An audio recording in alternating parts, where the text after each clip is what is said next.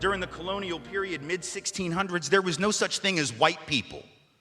I know some people who are now called white find that shocking, right?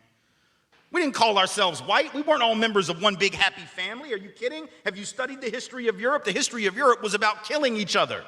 That's what we did in Europe. We just killed each other before we figured out there were other people to kill. We just killed each other, right?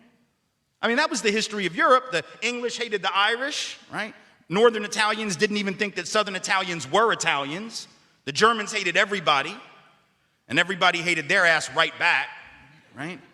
There was no team called white, no race called white, but all of a sudden, in the middle of the 1600s, there was. Why? Why was it suddenly necessary to create this thing called the white race? Well, because rich people can count, that's why. And so rich folks looked around, the ones that owned all the land, you know, in the colonies, the colonial elite looked around and they realized something, that they were heavily outnumbered by African enslaved folks, by European indentured servants who were just one level above a slave, or other Europeans who weren't technically indentured servants, but they were still peasants, didn't have any money, didn't have any land, and they could do the math. They added it up and they were like, damn, we got to figure out a way to split these folks apart from one another or they're going to rise up and take our stuff, right?